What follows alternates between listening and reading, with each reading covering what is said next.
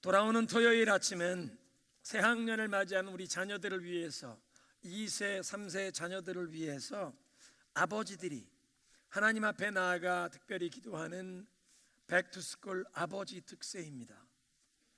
모든 아버지들, 모든 가정의 가장들, 할아버지들을 다 초청합니다.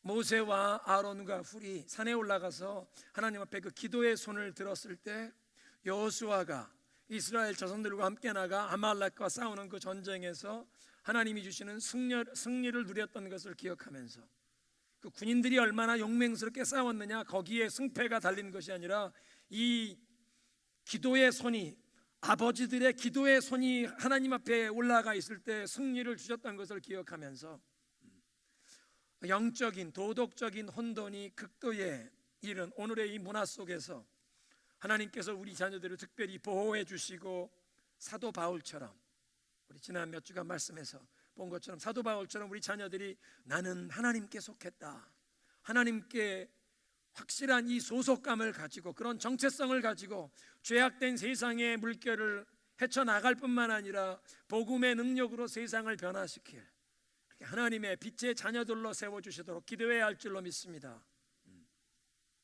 요즘 세상은 우리 자녀들에게 이 동성애를 그냥 자연스러운 것이다, 정상적이다, 멋진 것으로 그렇게 받아들이도록 가르치는 정도를 떠나서 유치원 어린아이부터 자신이 남자인지 여자인지 이 성적인 정체성의 혼돈을 조장하려고 일부러 남자아이에게 핑크색 티셔츠를 입히고 일부러 여자아이에게 파란색 장난감을 가지고 놀게 하면서 이 성적인 정체성 혼돈을, 성적 역할 혼돈을 조장하는 것이 공립학교에서 일어나고 있습니다.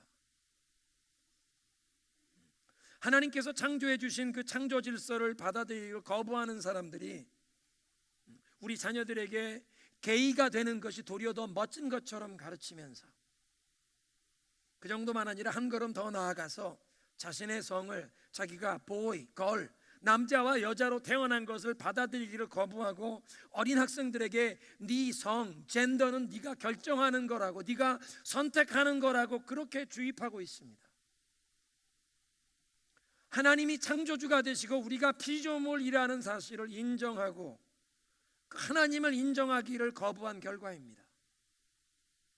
이런 죄악과 혼돈의 물결에서 하나님께서 우리 자녀들을 특별히 보호하시고 하나님이 이들을 붙들어 주시기 위해서 모든 아버지들이, 모든 할아버지들이 하나님 앞에 나와 우리 자녀, 손들을 위해 기도해야 할 줄로 믿습니다. 우리 장성한 자녀들, 사회생활하고 벌써 가정을 이룬 자녀들, 미국에서 대학 교육 받은 자녀들이 미국에 그냥 이 대중문화에 물들다 보면 그런 얘기를 합니다. 특별히 이 가장 가치관의 혼돈이 오는 부분이 지금 성문화 부분인데요, 이 동성 결혼도 marriage equality, 사람의 인권을 보장하듯이 결혼도 모든 사람에게 평등하게, as long as two of them love each other, 두 사람이 서로 사랑만 하면 되지 않느냐. 그런 성장한 자녀들이, 고등학생들이 그렇게 묻거든 반문해 보십시오. Why is it just two? 그러면 왜 둘이냐? Why not three? Why not four? 3명, 4명, 5명이 하면 어떠냐? Why do you say two of, as long as two of them love each other? 야, 그러면 두 사람이 서로 사랑하면, 그럼 왜 사랑이라는 조건을 붙이냐? 결혼, 이런 성관계, 두 사람 사랑이라는 조건을 붙이네. 그냥 사람이 그런 만드는 조건보다 하나님이 만드시는 울타리 조건을 받아들여라. 한 남자와 한 여자가 결혼이라는 틀 안에서만 하나님이 주신 성이라는 선물을 누리는 것이 아니면 깨진다. 성경적인 이 삶의 틀을 자신 있게 가르쳐야 하는데 많은 청소년, 청년들은 이 부분에 흔들리고 있습니다. 우리 부모님 세대가 하나님 앞에 손을 들고 기도해야 합니다. 하나님, 우리 자녀들이 이런 부분 흔들리지 않게 하옵소서. 가정을 이룬 우리 자녀들도 흔들리지 않게 하옵소서. 자기 자녀들을 어떻게 가르쳐야 할지 하나님 말씀에 대한 확신이 흔들리지 않게 하옵소서. 어린 자녀들을 가지신 젊은 아빠들에게 특별히 권면합니다. 자녀들이 어릴 때는 반항기에 있는 청소년들처럼 어떤 그런 큰 문제가 보이지 않으니까 아빠들이 자녀 교육에 대한 어떤 위기의식을 느끼지 않을 수도 있습니다. 그런데 자녀들이 아직 어릴 때, 아빠들의 인생 경험이 많지 않을 때, 아직 자녀들을 양육해야 하는지 어떻게 아버지들이 가장 모를 때, 젊어서 결혼한 지 얼마 되지 않은 사람, 사회생활 경험도 많지 않아서 사람을 대하려면 인내심을 가지고 너그러운 마음 가지고 사랑하고 용납하고 격려하고 기다려줘야 하는, 가끔 막 성질이 나려고 할 때도 혈기를 죽이고 내 성과를 죽여야 하는 이런 훈련이 안 돼 있는 아버지가 젊을 때가 이 자녀들에게 아버지의 영향이 가장 크게 미치는 때입니다. 삶의 아이러니인데요, 어떻게 아버지 노릇을 해야 하는지 가장 준비가 안 됐을 때가 어린 아이들에게 영향이 가장 크게 미칠 수 있는 때입니다. 스펀지 같아서 어린 아이들이 다 빨아들이는 때입니다. 벌써 지난 10여 년간 미국에서는 IQ, 지능지수라는 말을 하지 않습니다. 성공을 해야 하는 사람 보니까 지능지수, 똑똑한 게 중요한 게 아니라 EQ, 감성지수, Emotional Quotient, 건강한 감성을 가진 사람이 대인관계를 원만하게 하고 조직 안에서 사회생활, 직장생활을 원만하게 하는구나. 근데 우리 신앙을 가진 사람들은 EQ, 감성지수만이 아니라 SQ, Spirituality Quotient, 영성지수를 얘기합니다. 하나님과 어떻게 교통하고 하나님의 인도하심을 받고 하나님의 도우심을 힘입어 살아가는 인생의 길, 영성지수. 영성지수만 아니라 그 영성지수 안에는 역경지수라는 것이 있습니다. 인생에 내가 생각하지 아니었던 어려움과 환난을 당하고 실패를 경험할 때 7전8기 어떻게 일어나느냐. 자전거 타고 가다 넘어져서 무릎 한번 깨진다고 자전거 그만두는 게 아니라 너 자전거 타는 거 배우면 인조이 할 수 있다. 스포츠를 하는 이유가 그겁니다. 이번 게임에선 졌다고 하는 게 아니다. 또 연습해서 다음 주 게임엔 이기면 된다. 실패한다고 주저앉는 것이 아니라 또 일어나야 하는 것입니다. 그런데 인생에 실패해도 자꾸 일어날 수 있는, 7.8기 할 수 있는 이런 자신감과 이런 에너지를 갖게 되는 가장 중요한 원인은 어린 나이 때 아버지에게 용납과 인정과 격려를 받은 사람이 인생에 이런 건전한 아웃룩을 가지게 된다는 것입니다. 자녀들이 어렸을 때, 저도 우리 애들이 어렸을 때 이걸 좀 알았으면 얼마나 좋았을까요? 아버지 노릇을 어떻게 해야 하는지 가장 모르는 때가 아버지의 역할이 가장 큰 영향을 남기는, 자녀들의 인생의 틀을 잡아주는 시기입니다. 아빠들이 제일 부담 없이, 자녀들이 어리니까 자기 취미생활에 몰두하고 자녀 양육은 아내에게 맡기기 쉬운데, 엄마에게 맡기기 쉬운데, 나중에 세월이 흐르고 나서 뒤돌아보면 바로 자녀들이 그렇게 어릴 때 아빠들이 우리 자녀들에게 신앙의 기초를, 틀을 놔주고 어떻게 하나님과 교통하는 것인지, 그걸 인생의 틀을 잡아주는 가장 중요한 시기였습니다. 아버지와 어떻게 관계하고 아버지의 리더십, 아버지의 권위에 순종하는 것을 배우는 자녀들이 하늘 아버지께도 그렇게 순복하고 하늘 아버지와 친밀한 관계를 누리며 인생의 하나님의 인도하심에 따라 순종하며 가는 것을 배우게 됩니다. 이런 사실을 일찍 깨닫고 배울수록 도움이 됩니다.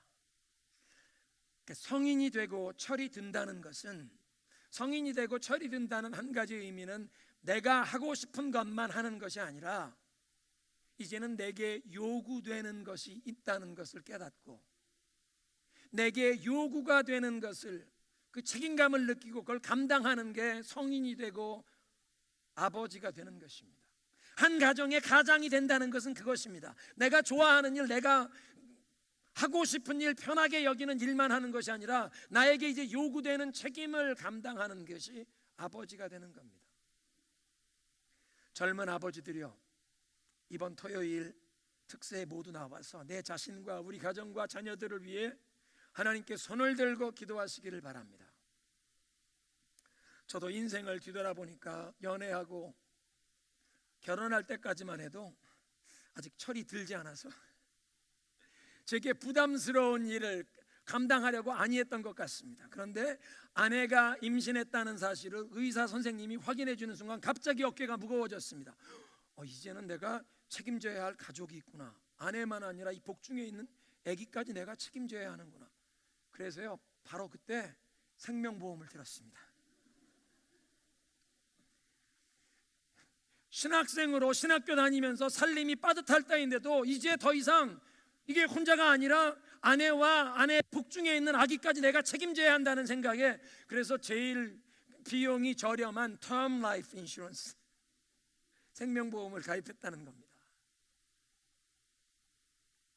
가장이 된다는 것, 아버지가 된다는 것, 내가 하고 싶은 일만 하는 게 아니라 이제 나에게 요구가 되는 책임을 감당하는 것입니다.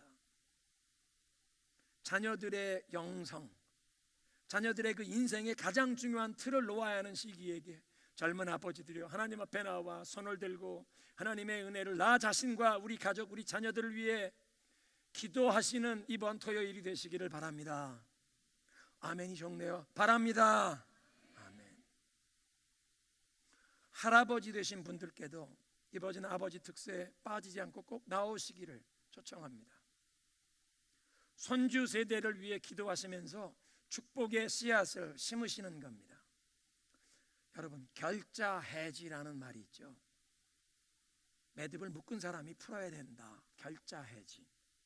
근데 인생의 가장 큰 비극 중에 한 가지는 한 가문의 가장이 되신 분이 자신의 허물과 지난날의 실수, 죄 때문에 가족들이, 자손들이 지금 큰 어려움과 고통을 받고 있는데, 우리 지난 2주간의 설교를 우리가 기억한다면 요나가 타고 가던 배가 풍랑을 만나게 된 원인이 요나 때문인데, 지금 이 가장 어르신이 나 때문에 우리 가정, 내가 속한 조직 공동체에 이 풍랑을 만나게 된 사실을 아직도 깨닫지 못하고 요나가 배 밑에서 쿨쿨 잠들어 버린 것처럼 영적인 감각이 완전히 잠들어서 나 때문에 가족들이, 자손들이 고통을 받고 있다는 사실을 깨닫지도 못하고, 때로는 자신의 허물과 잘못이 있는 줄은 아는데 그것을 어떻게 풀어야 할지 알지 못하고, 어떤 분들은 어떻게 풀어야 할지 말씀을 통해 들어왔지만 내 체면, 내 위신을 붙잡느라고 그 얄팍한 내 교만함 때문에 이걸 풀지 않아서, 풀지 않은 채 인생을 마칠 때 이 엉망으로 얽혀져 있는 이 고통과 아픔의 유산을 그냥 가족들과 자손들에게 떠맡겨서 그 가족과 자녀들이 몇 년 동안 10년, 20년의 세월이 가도록 눈물을 흘리며 그 얽힌 것을 풀어가는 그런 가문들이 있습니다.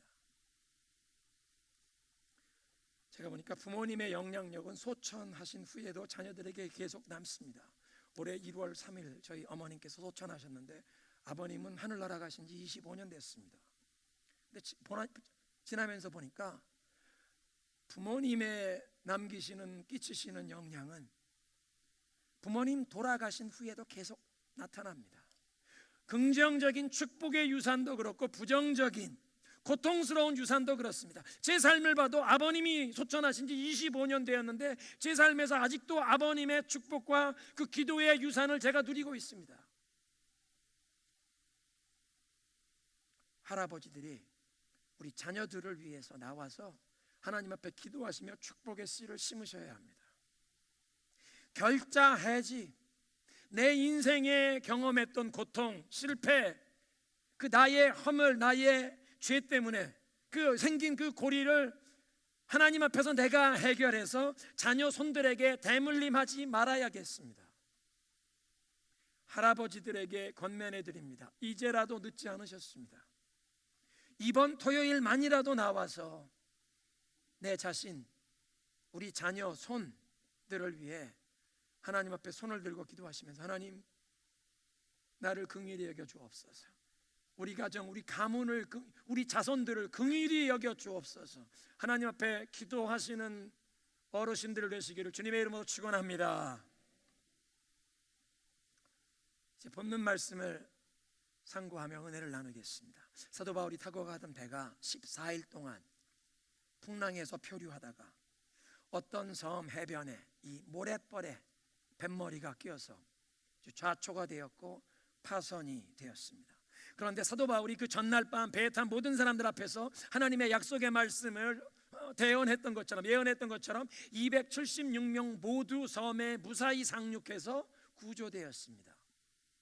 상륙한 섬의 이름이 멜리데였습니다. 오늘날 말타라고 부르는 시실리 남쪽에 한 100km 지점에 위치한 섬인데, 헬라 로마 시대에는 그 섬의 이름이 멜리타였습니다.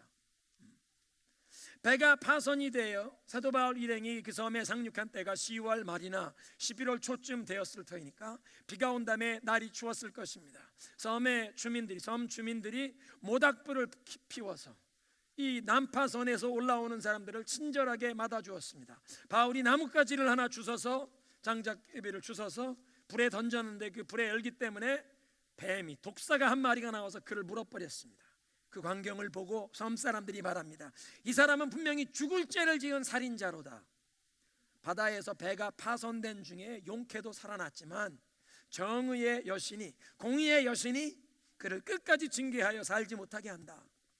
그 그리스 로마 시대에는요, 사람이 바다에서 배가 파손됐는데 살아나면 그 파손된 중에 살아난 사실을 법정에서 얘기하면 이 사람은 하늘도 이 사람은 선한 사람이라는 걸 인정해 줬다고, 그 법정에서 자기에게 유리한 변호가 될 수 있는 조건이었답니다. 그러니까 이 섬 사람들이 보기에 배가 지금 파손됐는데 이 사람 어떻게 용케 살아났는데 저 독사가 저 사람 부른 거 보니까 신이 살려두지 않으려는구나. 여기에 공의가라는 말은 그 헬라 신화에 나오는 공의의 여신 다이크를 얘기합니다. 이 우리 젊은이들이 많이 신발 신는 스포츠화가 나이키인데요, 나이키, Nike. 이 공의의 여신의 이름은 N자를 빼고 D자를 넣으면 됩니다. 다이키. 바다에선 살았어도 공의의 여신 하늘이 이 사람은 끝까지 찾아서 벌을 주려고 하시는구나. 그런데 바울이 이 독사를 불에 털어버리자 아무 해도 받지 않았습니다. 섬 사람들은 저 사람이 몸이 막 퉁퉁 붓거나 당장 쓰러져 죽을 줄로 알았는데 한참 기다려도 아무런 해를 받지 않는 것 보고 이 사람 신인가 보다, 그렇게 얘기합니다. 이 사건을 곁에서 목격했고 나중에 기록한 의사 누가는 어떤 상황 중에도 하나님께 충성하는 사람을 하나님께서 보호하신다는 사실을 증거하는 것입니다. 한번 따라하겠습니다. 어떤 상황 중에도 하나님께 충성하면 하나님께서 보호하신다. 믿으십니까?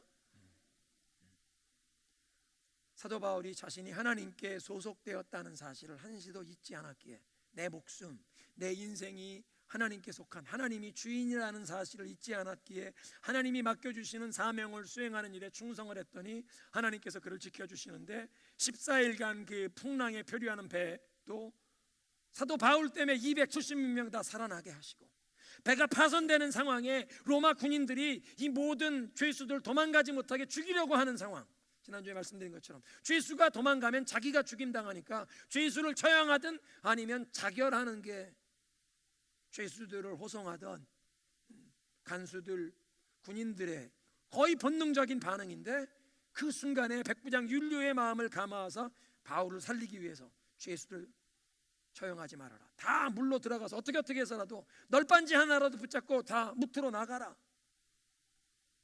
그리고 이래 상륙해서 이 모닥불 옆에서 독사가 물었는데도 하나님께서 그를 지켜주신 줄로 믿습니다. 복음 전파를 위해 헌신한 바울을 뱀이 물었던 장면은 창세기 처음을 보니까 아담과 하와를 꼬여서 하나님께 불순종하게 했던 이 마귀를 상징하는 짐승이 뱀이죠. 그러니까 지금 이 사도 바울을 뱀이 문 것은 악한 영의 세력이 영적인 공격을 하는데 그리스도의 이름으로 해를 받지 않고 털어버린 것입니다. 예수님께서 마가복음 16장 17절에 그런 말씀을 하시죠. 믿는 자들에게 이런 표적이 따르리니 그들이 내 이름으로 귀신을 내어 쫓으며 새 방언을 말하며 뱀을 집으며 무슨 독을 마실지라도 해를 받지 아니하고 병자에게 손을 얹은즉 나으리라. 뱀을 집으며 무슨 독을 받아도 해를 받지 않는다. 이걸 영적으로 좀 해석하면서 그 마귀의 세력을 상징하는 뱀을 짚는다. 지금 뭐 뱀을 짚을 필요는 없습니다. 그런데 어떤 상황 속에서, 어떤 일어나는 일 속에서 이건 마귀 역사구나, 이건 하나님께로부터 온 것이다, 이건 지금 악한 영이 여기서 역사하는구나, 마귀의 역사를 알아보는 것, 집어내는 것입니다. 예수 그리스도의 이름으로 대적할 수 있는 것입니다. 무슨 독을 마실지라도 해를 받지 않는 것, 사도 바울이 독사에게 물렸는데 해를 받지 않지만 이걸 오늘날 우리의 삶 가운데 적용한다면, 여러분, 우리 주변에 때로는 사람들이 헛소문이 돌고 나에 대한 오해가 돌 때, 그냥 일반적으로는 사람들이 나에 대한 오해가 있고 헛소문이 돌면 너무나 분합니다. 너무나 속상합니다. 잠이 오지 않습니다. 밥을 먹을 수가 없습니다. 병이 납니다. 너무 억울합니다. 원통합니다. 그런데 예수 그리스도 안에 있는 사람, 내가 하나님께 속했고 하나님이 나를 붙잡아 주신다는 것을 확신하는 사람은, 사람들이 오해가 있고 헛소문이 돌아도 무슨 독을 받아도 해를 받지 아니하리라. 사람들의 헛소문, 사람들의 가십 때문에 내 영혼이 흔들리지 않을 수 있는 줄로 믿습니다. 복음을 붙잡고 사는, 그리스도께 소속된 그 소속감을 가지고 복음의 확신 안에 거하는 자가 누리는 복입니다. 사랑하는 성도 여러분, 하나님께 속한, 하나님께 충성하는 사람들은 어떤 상황 중에도 하나님께서 보호하시는 줄로 믿습니다. 그래서 오늘 예배의 부름에 다윗 왕이 그렇게 고백하지 않습니까? 여호와의 천사가 주를 경외하는 자를 둘러 진치고 저들을 건지시는도다. 천사가 둘러 진치고 보호하실 줄로 믿습니다. 하나님을 경외하시면서 하나님의 보호하심을 항상 누리는 여러분 되시기를 축원합니다. 두 번째로, 독사에 물렸으나 아무런 해를 당하지 아니했던 사도 바울이 그 멜리데 섬 주민들에게 이제 그리스도의 사랑으로 섬기는 그런 축복의 통로가 되는 길이 열립니다. 일행이 상륙했던 지점에 가까운 곳에 그 섬의 가장 높은 사람, 추장 보블리오라는 사람의 영지, 농장이 있었는데, 그래서 보블리오가 바울 일행을 그곳에 3일간 초대해서 식사도 대접하고 그들을 친절을 베풀었습니다. 그런데 보블리오의 부친이 열병과 이질에 걸렸다는 사실을 알게 되고, 사도 바울이 그 어르신 계신 방에 찾아 들어가서 기도를 하고 안수를 해서 그 어르신이 고침을 받습니다. 이 말타 피버, 말타 열병이라는 질병이 있는데요, 이 말타 섬의 일종의 풍토병입니다.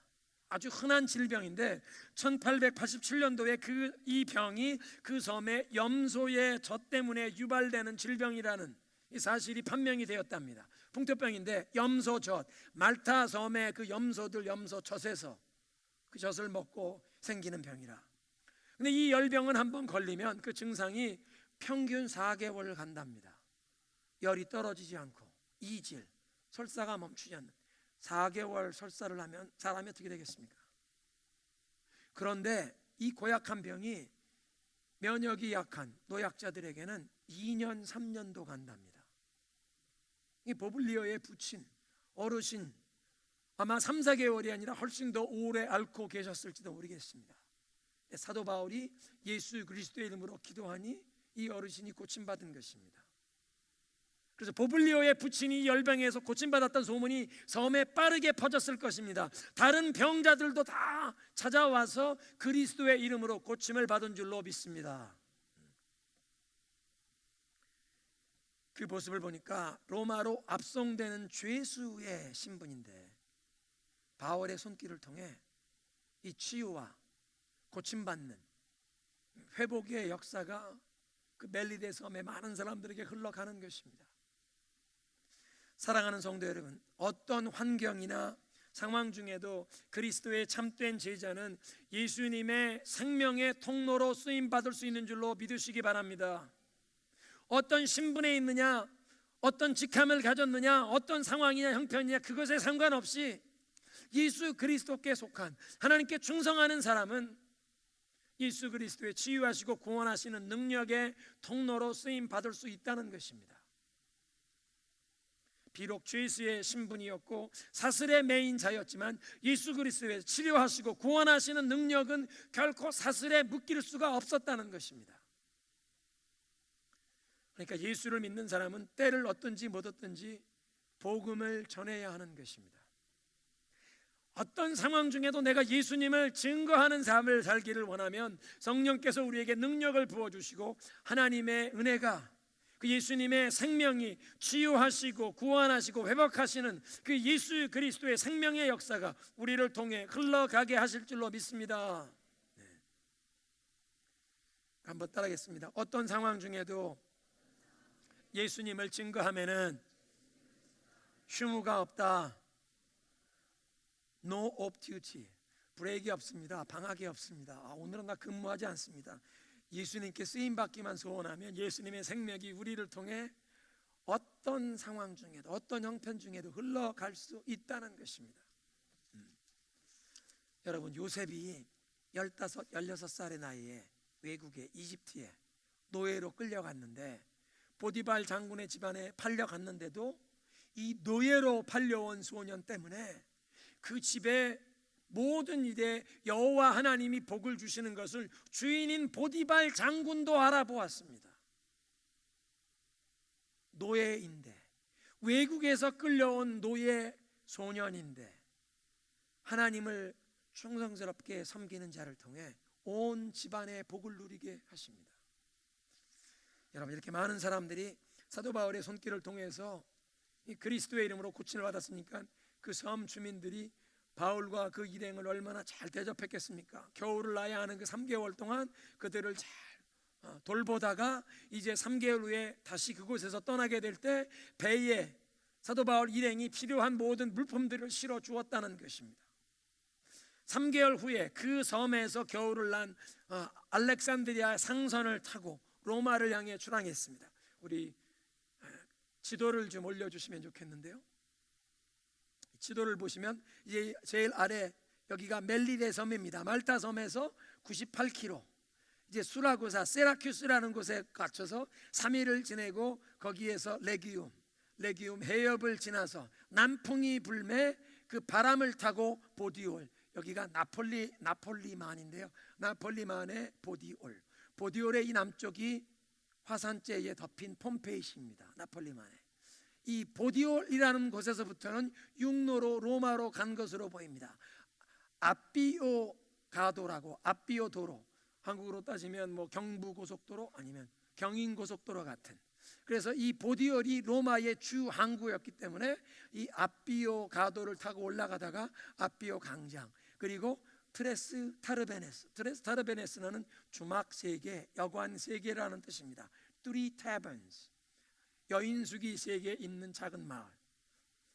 로마에서 이 아삐오 광장까지가 한 40마일이 되는 거리인데요. 보디올에서 바울 일행이 도착했을 때 형제들의 초청을 받아 7일을 지냈다고 합니다. 여러분 잘 기억하십시오. 바울은 지금 로마로 호송되는 죄수인데 죄수가 초청을 받았다고 그곳에 머물 수 있습니까?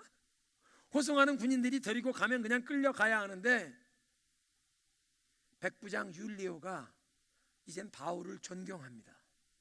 바울을 초청하는 사람들이 있으니까 얼마나 시간이 필요하십니까? 일주일 동안 우리 여기 있다 떠난다. 스케줄을 사도 바울에게 맞춰주는 것입니다. 로마군 헌병대 백부장 율리오가 자기 마음대로 부하들과 함께 죄수들 인솔해서 로마로 올라가면 되는데 본대가 있는 아구스티니안 레지먼트가 있는 로마로 가면 되는데 여기 볼리오에서 사도 바울이 초청을 받으니까 일주일을 머문다. 가서 대접받고 오십시오. 그리고 보디올에 도착해서 7일을 지내는 동안 사도 바울이 도착했다는 소식이 로마에 전해진 것 같습니다.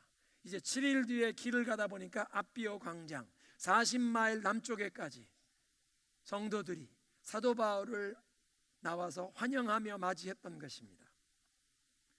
사도 바울이 꿈에도 그리던 로마에 입성하는 장면입니다.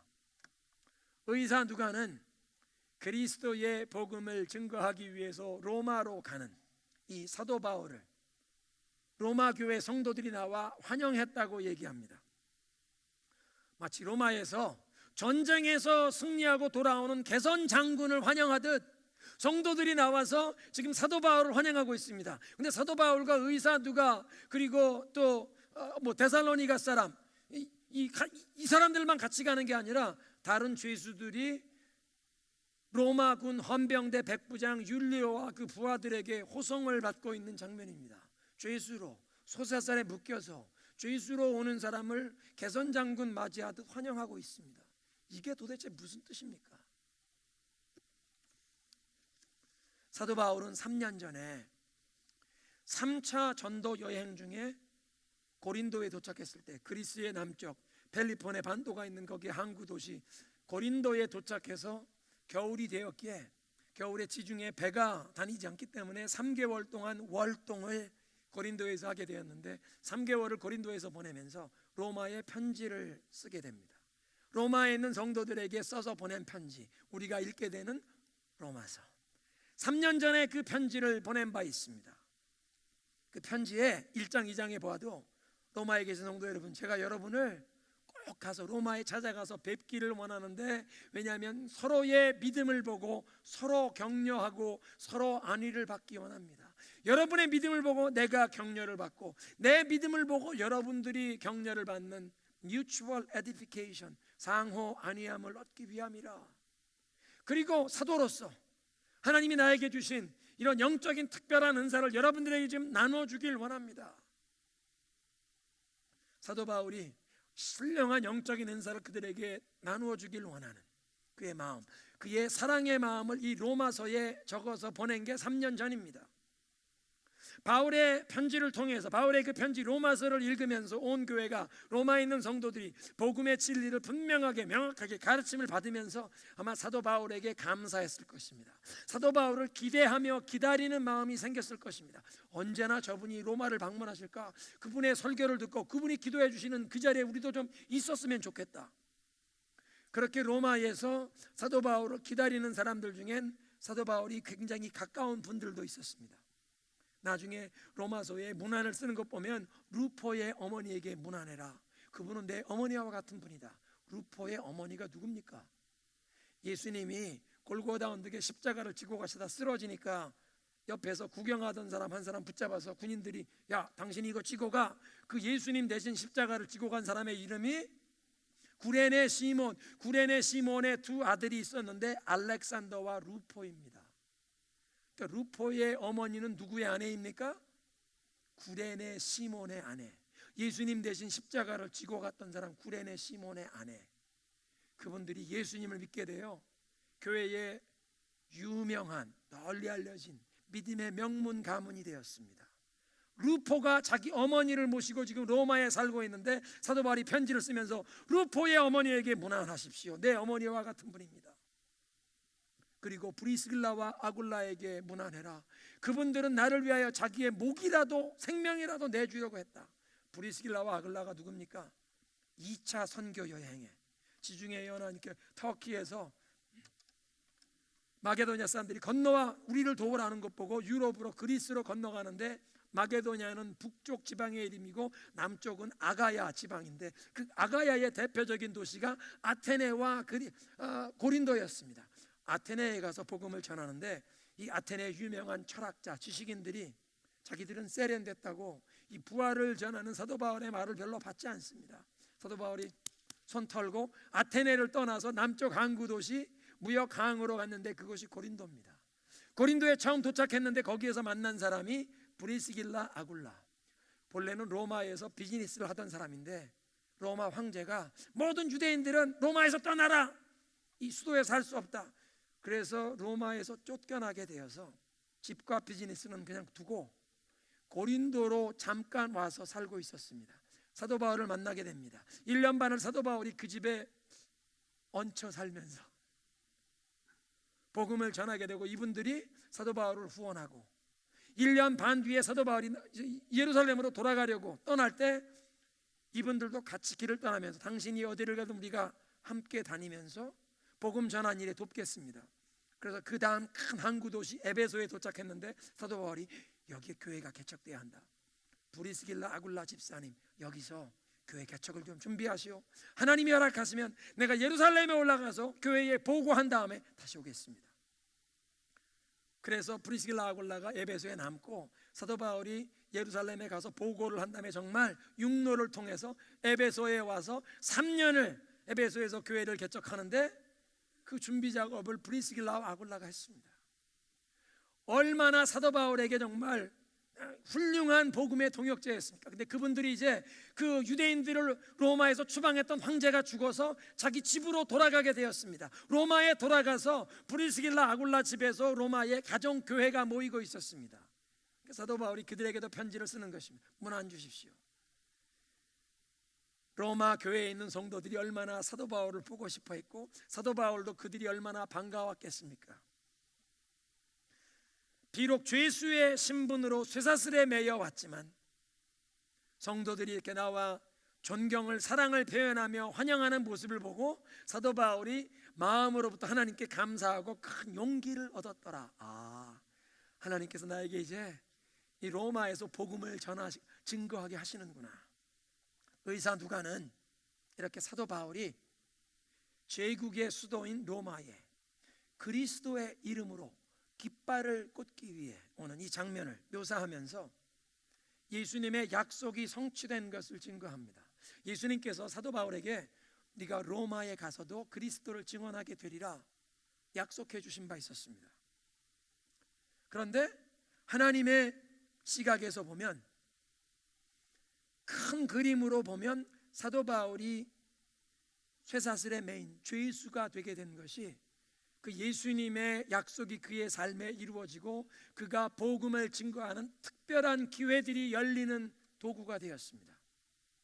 죄수로 쇠사슬에 매인 죄수가 되어 재판을 받아야 하니까 로마 총독 앞에서, 벨릭스 총독 앞에서, 베스도 총독 앞에서, 아그리파 왕 앞에서 예수 그리스도의 복음을 증거할 수 있었습니다. 이제 곧 이어서 로마의 황제인 가이사 시저 앞에서 그리스도의 복음을 증언할 기회를 얻게 될 것입니다.